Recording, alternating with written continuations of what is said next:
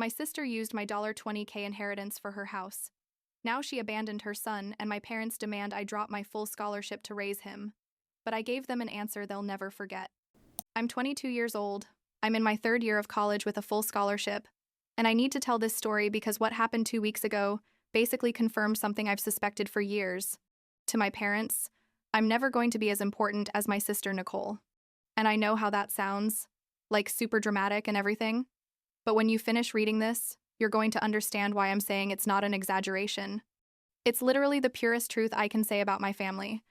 I should start at the beginning, I guess. Nicole is 3 years older than me, and for as long as I can remember, she's been the center of attention in my house. I don't know if it was because she was born first or because my parents simply loved her more, but it was always like that. When we were kids and Nicole would bother me or take my things, my parents would say things like, "She's your older sister. You have to respect her."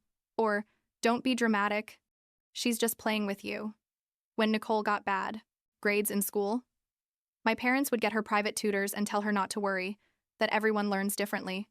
When I got good grades, they'd give me a very good and move on with their day, like it was the bare minimum expected of me. Things got worse when Nicole got to high school. She started hanging out with a really weird group, like kids who were always getting into trouble, and she started doing the same. She'd come home late, or just not come home at all, and my parents would have to go find her at some party. They expelled her from school in sophomore year because they found her with drugs in her locker. I don't know exactly what drugs, but I know it was something serious because there were cops involved and everything. And you know what my parents did? They moved her to another school, told her everyone makes mistakes, and basically acted like nothing had happened. They didn't even punish her. I mean, zero consequences. Meanwhile, I was in my freshman year of high school getting straight A's, participating in clubs, doing everything possible to be the perfect daughter because I thought that if I was good enough, my parents would finally see me the same way they saw Nicole. How stupid I was, honestly.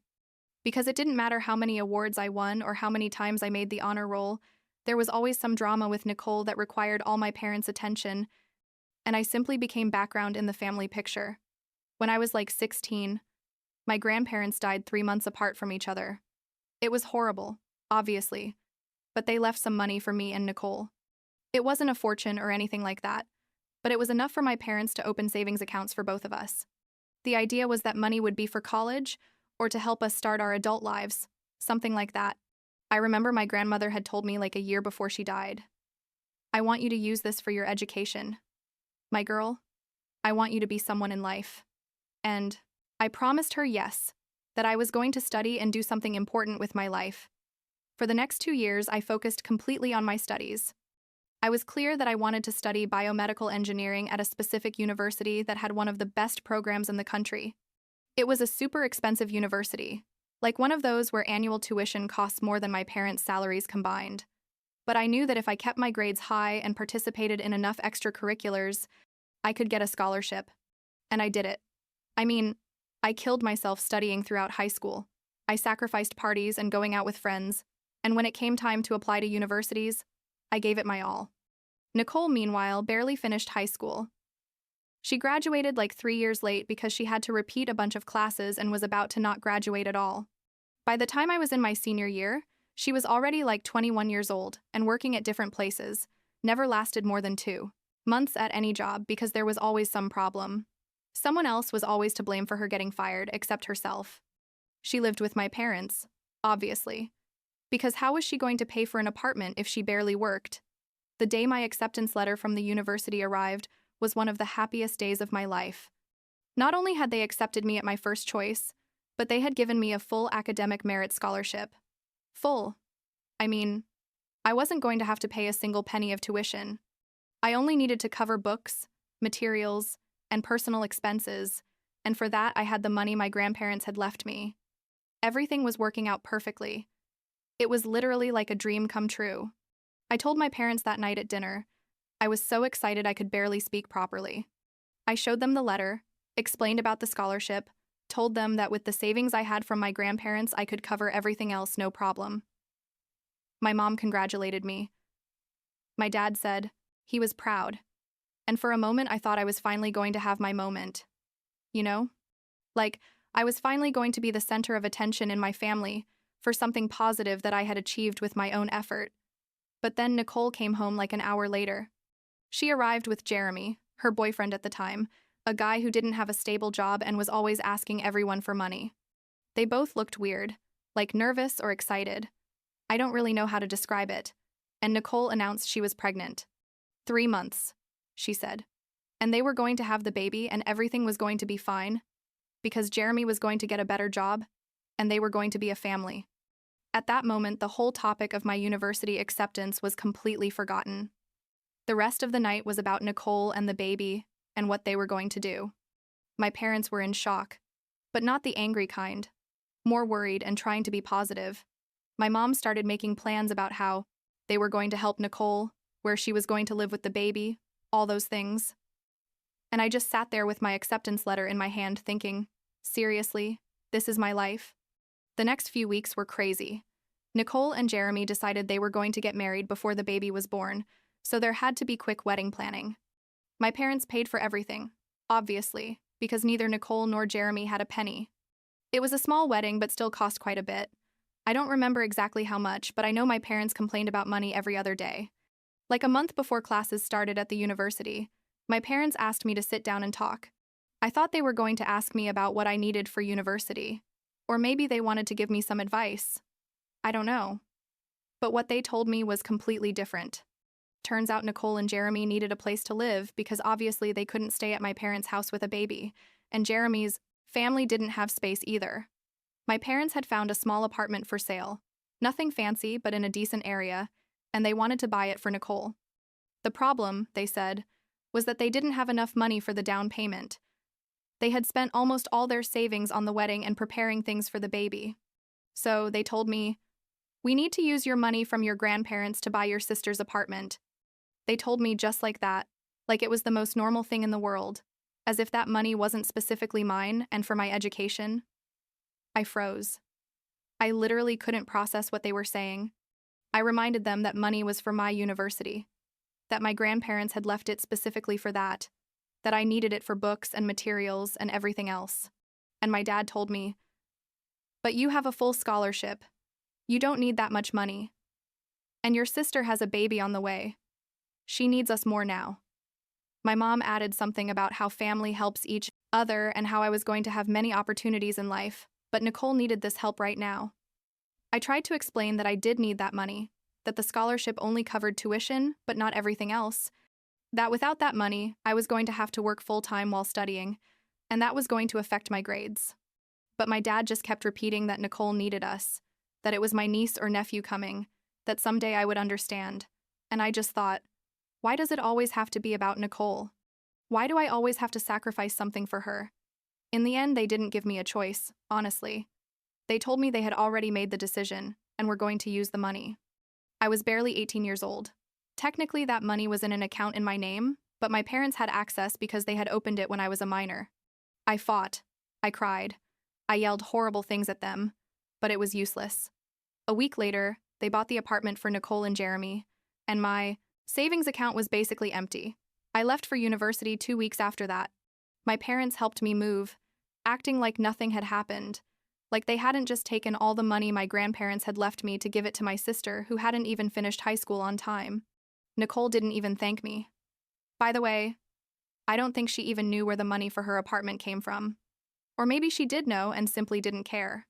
The first months at university were super tough. I had to get a job on campus that paid minimum wage. I worked like 25 hours a week in addition to taking full-time classes. I was exhausted all the time, barely slept, lived on coffee and cheap food. But I refused to ask my parents for help. I wasn't going to give them the satisfaction of telling them they were right, that I did need that money. Nicole had her baby in December of my first semester. A boy, Jacob, and my parents were obsessed with him, like they posted photos every 5 minutes on Facebook and talked about him constantly. They sent me photos and I'd respond with generic things like, "How cute," but honestly, I didn't feel anything. I know that sounds horrible because he's my nephew and all, but every time I saw a photo of Jacob, I could only think about the money my parents had taken from me so Nicole could have her apartment to raise that baby. I went home for Christmas that year and it was super awkward. Nicole and Jeremy were there with Jacob, and everyone was acting like we were the perfect family. My parents asked me how university was going, and I gave them short answers. I didn't want to talk to them more than necessary. I noticed they had converted my room into the baby's room. I mean, they had taken out all my stuff and had put a crib and changing table and all the baby stuff there. My things were in boxes in the garage. When I asked my mom why they did that, she told me Nicole needed a place to leave Jacob when she brought him to visit. And since I didn't live there anymore, well, it made sense to use that room. I stayed 2 days and then made up that I had to return early to university for whatever. The truth was, I just wanted to leave. I couldn't stand being in that house watching my parents treat Nicole and Jacob like they were the most important thing in the world, while I was basically a stranger who visited occasionally. During the next 2 years, I had very little contact with my family. I talked to my parents maybe once a month, short conversations where they'd ask me how everything was going and I'd say, fine, and that's it. I didn't go home in summer or any other break. I always found some excuse, summer jobs or extra courses or whatever. The truth was, I didn't want to see them. I was still angry and didn't know how to handle that relationship.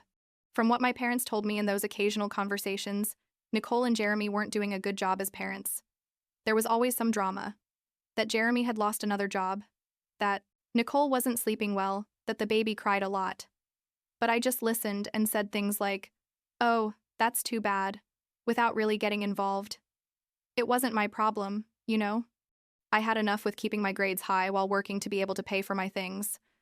2 weeks ago, on a Tuesday morning, my dad called me like 7 times in a row. I was in class and had my phone on silent, so I didn't see the calls until class ended like an hour later. When I saw all those missed calls, I got scared. I thought someone had died or something. I called him back and my dad answered immediately. And he was super upset, like yelling and crying at the same time. He told me I needed to come home immediately, that there was a family emergency and I had to come that same day. I asked him what had happened, but he just kept saying I had to come home, that it was urgent. I tried to explain that I couldn't just leave like that because I had a very important exam the next day that was worth like 30% of my final grade in one of my hardest classes, but he started yelling at me that family was more important than a stupid exam. I hung up on him because it was impossible to talk to him like that. My mom called me like 5 minutes later, also crying, saying basically the same thing, that I needed to come home immediately, that something terrible had happened, that they needed me. I explained about the exam again, and she told me I didn't care about my family, that I had always been selfish, that how could I think about an exam when they needed me? That made me super angry because, seriously, I was the selfish one? After everything that had happened, I told them I would call them after the exam the next day and hung up. They sent me like 50 messages that day, alternating between begging me to come and telling me I was a bad daughter, but I ignored them. I had come so far in college. I wasn't going to throw everything away for some Nicole drama, which is what it probably was. I took my exam the next day.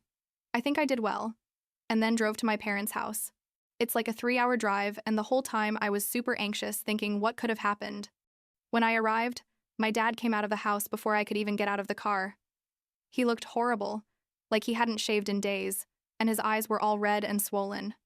He hugged me super tight and started crying again, saying how good it was that I had come, that they didn't know what to do. I followed him inside, and there was my mom with Jacob, who was already like 2.5 years old. The kid was watching TV and looked fine, like nothing seemed wrong with him. My mom stood up and also hugged me, crying, and I just thought, is someone going to tell me what the hell is going on? Finally, my dad sat me down in the living room and explained. Turns out Nicole had abandoned Jacob. Like that, she literally left him at my parents' front door 2 days before, in the early morning, with a backpack, with some clothes and a diaper, and a note. My parents had woken up to the doorbell ringing at 6 in the morning, and when they opened the door, there was Jacob crying with the backpack, and neither Nicole nor Jeremy were anywhere to be found. The note, my dad told me, basically said that Nicole and Jeremy couldn't take care of Jacob anymore, that they needed time for themselves, and that they knew my parents would take good care of him. It didn't say anything about when they were going to come back for him or where they were, just that. My parents had tried calling Nicole, but her phone was off. They had gone to the apartment they bought them, and it was empty. There was nobody. Like they had moved overnight. I sat there processing all this, and my mom asked me if I could read the full note because there was a part they hadn't told me about. I agreed. What else was I going to do? And my mom brought the note. The handwriting was Nicole's. I recognized it immediately. The first lines were what my dad had told me about how they couldn't take care of Jacob and all that. But then there was a paragraph that said, "I know Caroline is in college, but she can take care of Jacob. She's always been more responsible than me, and he needs someone like that. So if she can come back home and help you with him, I would really appreciate it." I couldn't believe it. Seriously? Nicole had abandoned her son and had the audacity to suggest that I leave my life and my education to raise him. After she and my parents had taken my money to buy her apartment, after years of being ignored in favor of her, now I was expected to leave everything to clean up her mess. Again. I asked my parents what else they knew, and that's when they told me things they had apparently been hiding from me for a long time. Turns out Nicole and Jeremy had serious drug problems. Not just marijuana or something like that, but harder stuff. They didn't tell me exactly what, but enough for it to be a serious problem. And according to my parents, they had been neglecting Jacob horribly, like leaving him alone in the apartment for hours, not feeding him properly. All those things. My parents knew all this. I mean, they had known for months. But they didn't do anything. They didn't call social services. They didn't confront Nicole seriously. They just kept giving her money and hoping things would get better on their own.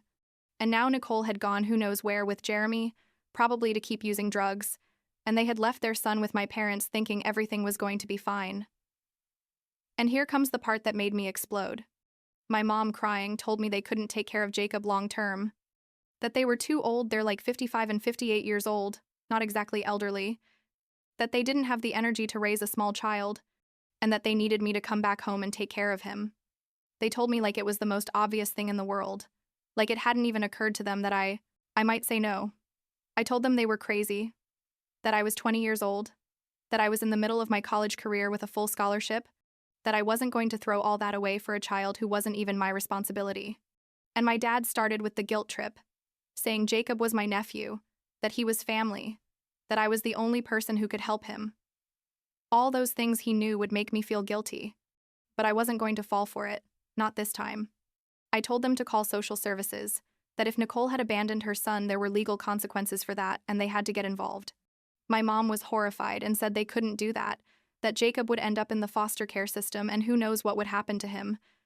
And I just thought, what about me? What about my life, my plans, my future? The argument lasted hours. I tried to make them understand that it wasn't fair to ask me to sacrifice my education after everything that had already happened, after they took my money to give Nicole an apartment, after years of putting her first always, but they just kept saying it was different, that this was about Jacob, an innocent child who hadn't asked for any of this. And they were right about that. Jacob wasn't at fault, but neither was I. You know? I didn't decide to have a child at 21 with a guy with no stable job. I didn't decide to use drugs instead of taking care of my baby. I didn't abandon anyone, but somehow I was the one who had to pay for Nicole's decisions. Again. My dad tried another angle and told me Nicole had specifically named me in the note, that she trusted me to take care of Jacob. And I told him something that was probably very harsh but was the truth, that Nicole had no right to trust me for anything, that she had never been there for me, that she had made my life impossible when we were kids, and that the fact that she now decided I was good enough to clean up her mess was, frankly, ridiculous. I told them I was going back to university, that they could take temporary custody of Jacob while they looked for Nicole, but that if they wanted to do the right thing, they had to call social services and report what had happened. That Nicole had committed serious child neglect and possibly even child abandonment, and that those things had consequences. My mom started crying harder and called me selfish, told me how could I be so cruel to my own family. That hurt, obviously, but it also made me angry because I was the cruel one? I was the selfish one for not wanting to ruin my life cleaning up my sister's mess? Not Nicole, who had abandoned her son. Not my parents, who had enabled and financed Nicole's destructive behavior for years. Me, for wanting to finish my education and have a chance to do something with my life. I stayed that night because it was already late and I was exhausted from the argument, but I slept on the couch because my room wasn't my room anymore. It was the baby's room. The next morning, my dad tried to talk to me again, calmer this time. He asked me if I could at least consider taking a semester off from university to help them while they found a more permanent solution. I explained that if I took a semester off, I would probably lose my scholarship, that academic merit scholarships require you to maintain a continuous pace of studies and certain grades, that if I lost the scholarship, I wouldn't be able to pay for university, that it had taken me years to get where I was and I wasn't going to throw all that away. Besides, I told him, what guarantee did I have that one semester would really be just one semester? Knowing my family, it would probably turn into a year, then 2, and suddenly I'd be raising Jacob permanently. My dad had no answer for that because he knew I was right. My parents had shown over and over again that when it came to Nicole, there were no limits. There was always one more excuse. She always had to be given another chance. And I wasn't going to get as trapped in that cycle. Before leaving, I told my parents to talk to a lawyer about temporary custody and to contact social services. That if they really couldn't take care of Jacob long term, it was better for the system to be involved from the beginning to find an appropriate solution. I gave them the number of a helpline for families in crisis that I found on Google, and I left. The drive back to university was horrible. I cried most of the time because I felt guilty, even though I shouldn't. I kept thinking about Jacob, a 2-year-old kid who didn't understand why his mom had left him, who was now with grandparents who were overwhelmed, and an aunt who didn't want to be responsible for him. But I also thought about everything I had been through, about how I had worked so hard to get where I was, and how it wasn't fair for them to ask me to throw all that away. My parents have been calling me since then, but I don't answer much.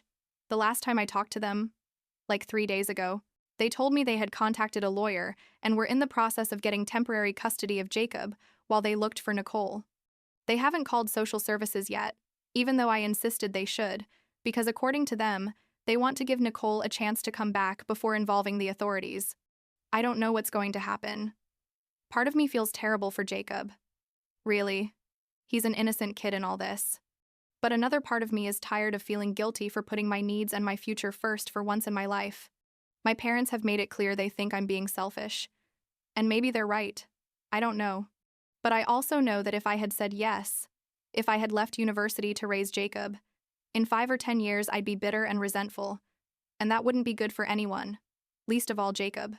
So here I am, back at university, trying to focus on my classes, while my family falls apart on the other side of the state. I haven't talked to Nicole, obviously, because nobody knows where she is.